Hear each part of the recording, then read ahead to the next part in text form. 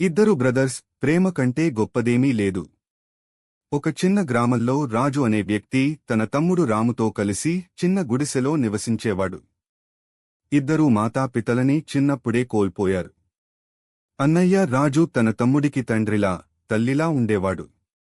కష్టపడి పొలంలో పనిచేసి, తినిపించి, చదివించేవాడు. రాము చురుకైన పిల్లవాడు. స్కూల్కి వెళ్లి వచ్చాక ఇంటి పని చేయడం, అన్నయ్యకి సహాయం చేయడం అతడి బాధ్యతగా భావించేవాడు. ఇద్దరూ ఎంతో ప్రేమతో, స్నేహంతో జీవించేవారు. ఒకసారి మార్కెట్ ధరలు పెరగడంతో వాళ్ల ఇంట్లో అన్నం తక్కువగా ఉండిపోయింది. ఆ రోజు రాత్రి రాజు పొలంలో నుంచి అలసిపోయి ఇంటికి తిరిగొచ్చాడు. రాము అప్పటికే అన్నం వేశాడు. రాజు తన గిన్నెలో అన్నం తక్కువగా ఉండటాన్ని గమనించాడు. ఆయన ఆశ్చర్యంతో అడిగాడు, రాము, నీవు కూడా నాతో సమానంగా పనిచేస్తావు. అయినా నాకే ఎక్కువ అన్నం ఎందుకు పెట్టావు? రాము మృదువుగా నవ్వుతూ అన్నాడు, అన్నయ్యా, నీవు రోజు పొలాల్లో కష్టపడతావు. నేను ఎంత చేసినా నీ కష్టం లాగు కాదు. నువ్వు ఆరోగ్యంగా ఉండాలి, బలంగా ఉండాలి. అందుకే నీవే ఎక్కువ తినాలని నేను నా వాటా నీ గిన్నెలో వేసేశాను. ఇది విని రాజు కన్నీళ్లతో రాముని దగ్గరకు తీసుకుని ముద్దు పెట్టుకున్నాడు. నన్ను ప్రేమించేది నువ్వే, నాకు బలం నీవే రాము. ఆ రాత్రి వాళ్లు ఇద్దరూ ఒకే గిన్నెలో కలిసి అన్నం తిన్నారు. కష్టాలు ఉన్నా, ప్రేమ ఉన్న చోట సంతోషం కూడా ఉంటుంది అనే విషయం వాళ్లు అర్థం చేసుకున్నారు. బోధ: ఈ కథ మనకు చెబుతుంది, కుటుంబం అంటే ఒకరిపై మరొకరు ప్రేమ చూపించుకోవడం, త్యాగం చేయడం. ఆ ప్రేమే జీవితానికి వెలుగు.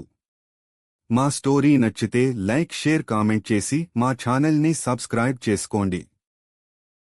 చిట్టి పిట్ట వేసవి పాఠం. ఒకప్పుడు ఓ చక్కని అడవిలో పక్షుల కుటుంబం నివసించేది. ఆ కుటుంబంలో ఓ చిన్ని, అల్లరి పిట్ట ఉండేది.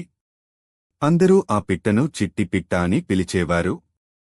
చిట్టికి ఆటలు మాత్రమే ఇష్టము, కాని చదవడం, వినడం అంటే అసహ్యం. పెద్దలు చెప్పిన మాటలు వినకుండా ఎప్పుడూ గాల్లో ఎగిరిపోయేదే. ఒకరోజు ఆమె అమ్మమ్మ, బుద్ధిమంతురాలు అయిన బూడిద పిట్ట, చిట్టిని పిలిచి ఇలా చెప్పింది, వేసవి సమయం వస్తోంది చిన్నా. అప్పటికి నీళ్లు దొరకడం చాలా కష్టం. ఎక్కడ నీళ్లు ఉంటాయో ముందుగా తెలుసుకో. జాగ్రత్తలు తీసుకో. కాని చిట్టి నవ్వేసింది. అమ్మమ్మా, నీళ్లు ఎక్కడికి పోవవు. నాకైతే అంతెంతో తెలుసు. నేను ఎగిరి వెతికేస్తాను. అయితే వేసవి వచ్చేసింది. అడవి మొత్తం పొడి బారిపోయింది. చెట్లు ఆకులు వదిలేశాయి. చెరువులు ఎండిపోయాయి. చిట్టి పిట్టకు దాహం వేసింది. తాగేందుకు నీటి జాడ లేదు.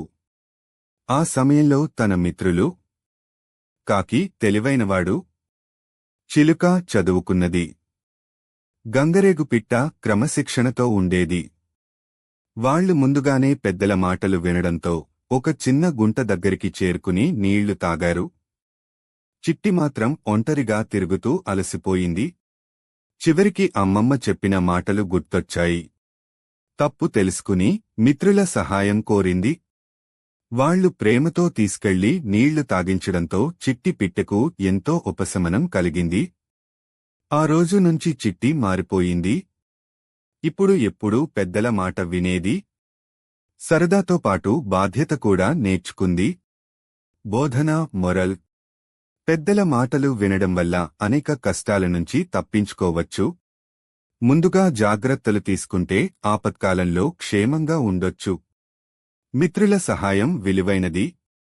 మా స్టోరీ మీకు నచ్చితే లైక్, షేర్, కామెంట్ చేసి మా ఛానల్ను సబ్స్క్రైబ్ చేసుకోండి.